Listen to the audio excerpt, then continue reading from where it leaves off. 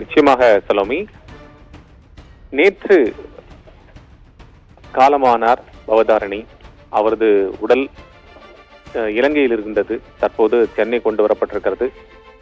இதற்கு இடையில் அவரது உடலை பார்ப்பதற்காக இளையராஜா அவர்களது வீட்டிற்கு பலரும் வந்து கொண்டிருக்கிறார்கள். இந்த சூழ்நிலையில் ஒவ்வொரு விவிஐபிக்களும் இசை ரசிகர்களும் இந்த இறப்பை தாங்க முடியாமல் அவர்களது பதிவை வெளியிட்டு வருகிறார்கள்.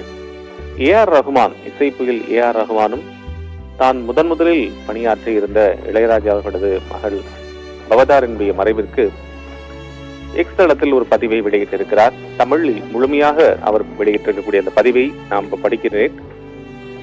ரிப் பவதாரணி என்று குறிப்பிட்டு, மை இறகாய் தமிழர் மனதையெல்லாம் வருடிய பவதாரணியின் மதுரமான குரல் இன்றும் ஆகாயத்தில் மலர்கிறது.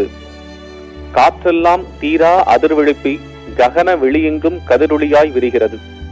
இசைஞானி இளையராஜா, யுவன் சங்கர் ராஜா, கார்த்திக் ராஜா, அவர் hot star with you in this time என்று குறிப்பிட்டு அந்த எக்ஸ் தளத்தில் அவர் பதிவிட்டிருக்கிறார். இந்த மறைவு ஒரு மிக அதிர்ச்சியை ஏற்படுத்தி இருக்கிறது. இசை ரசிகர்களுக்கு ஒரு பேரதிர்ச்சி ஏற்படுத்தி இருக்கிறது.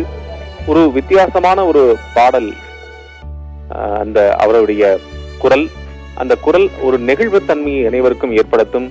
குறிப்பாக சோக பாடல்கள் அல்லது மெல்லிய பாடல்கள் அந்த குரலில் கேட்கின்ற போது நிச்சயமாக ஒரு பெரிய தாக்கத்தை அனைவருக்கும் ஏற்படுத்தும் என்பதில் மாற்று கருத்தில்லை.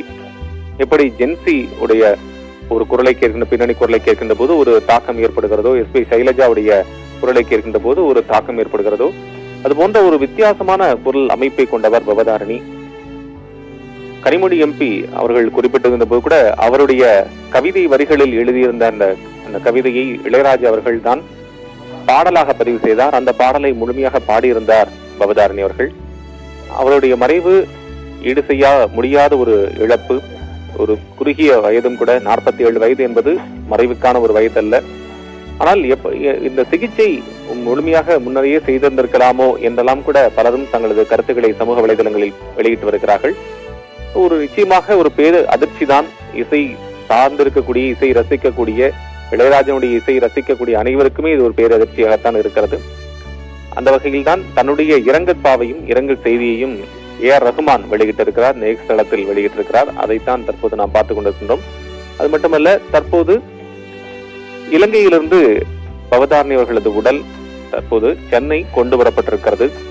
இன்று மாலை அவரது உடல் இளையராஜா அவர்களது இல்லத்தில் தியாகராய நகரில் இருக்கக்கூடிய அவரது இல்லத்தில் வைக்கப்பட இருக்கிறது. இசை ரசிகர்கள் உட்பட திரை ஆளுமைகள், அரசியல் தலைவர்கள் அனைவரும் வந்து அஞ்சலி செலுத்துவார்கள் என்று அதற்கான பிரத்யேக அங்கு நடவடிக்கைகள், ஏற்பாடுகள் எல்லாம் செய்யப்பட்டு வந்து கொண்டிருக்கின்றன. சென்னையும் கொண்டு வரப்பட்டிருக்கிறது. ஆனால் இப்போது இந்த இரங்கல் செய்தி என்பதை தாண்டி அனைவரும் இரங்கல் தெரிவிப்பதற்காகவும் அந்த வருத்த பதிவுகளை, அந்த பாரத்தை தாங்களும் அந்த தோளோடு தோள் நின்று சுமப்பது ஏற்றுக்கொள்வதற்காகவும் அனைவரும் அங்க பகுதிக்கு வருவார்கள் என்றாலும் கூட இது ஒரு ஈடு செய்ய முடியாத ஒரு இழப்பு என்பதுதான் இசை ரசிகர்களுடைய தற்போதைய ஒரு பேசுபொருளாக இருக்கிறது. விஜயகாந்தை இழந்தோம், அந்த ஒரு துக்கம் திரையுலகினருடைய ஏற்றுக்கொள்ள முடியாத சூழல் இருந்து கொண்டிருக்கும் போதே அடுத்த ஒரு பேரதிர்ச்சியாய் வந்திருக்கிறது இந்த ஒரு இழப்பு. கடந்த ஓராண்டில் மட்டும் எண்ணற்ற இசை கலைஞர்களும், எண்ணற்ற கலைஞர்கள், திரைக்கலைஞர்கள், பொதுவாகவே திரைக்கலைஞர்கள் இருந்திருக்கும், அதில் நகைச்சுவை கலைஞர்களை நாம் அதிகமாக இழந்து விட்டோம். தற்போது அடுத்ததாக ஒரு மிகப்பெரிய ஒரு திரைக்கலைஞராக இருந்த விஜயகாந்த், அவரை இழந்தோம். இந்த சூழ்நிலையில் தான் அடுத்ததாக இப்போது இழந்திருக்கக்கூடிய ஒரு பெரிய பாடகி. அது மட்டுமல்ல, அவரே ஒரு இசையமைப்பாளரும் கூட. பல படங்களுக்கு அவர் இசையமைத்திருக்கிறார். பன்முகம் கொண்ட ஒரு நபர், அவரையும் இழந்திருக்கிறோம்.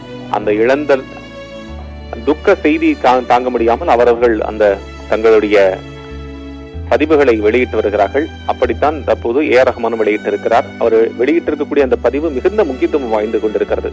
அவர் பாடிய மிக பெரும் பாடல், தேசிய விருது கிடைத்த பாடல், மயில் போல பொண்ணு ஒன்று என்ற அந்த பாடல் தான்.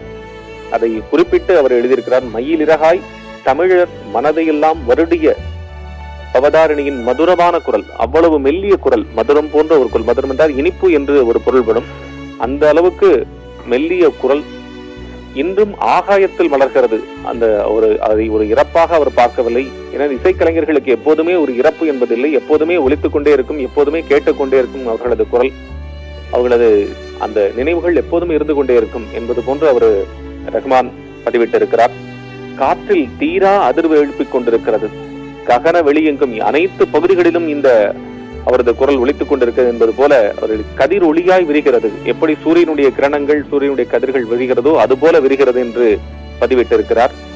இந்த பதிவு நிச்சயமாக ஏஆர் ரஹ்மான் இளையராஜா அவர்களுடன் முன்னர் வேலை செய்த அந்த அனுபவங்களுடன் ஒத்துப்போகும். அவர் பார்த்திருப்பார், அருகிலிருந்து கவனித்திருப்பார். அதே போல இசை இன்பத்தை அவர் பருகி இருப்பார். அவரும் கேட்டு அதை மற்றவர்களுக்கும் கொடுத்திருக்கிறார்.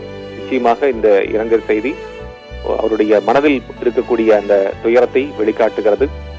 அதே போல இன்னும் அடுத்து வரக்கூடிய மற்றவர்களும் இரங்கல் செய்தி கொடுத்து கொண்டிருக்கிறார்கள்.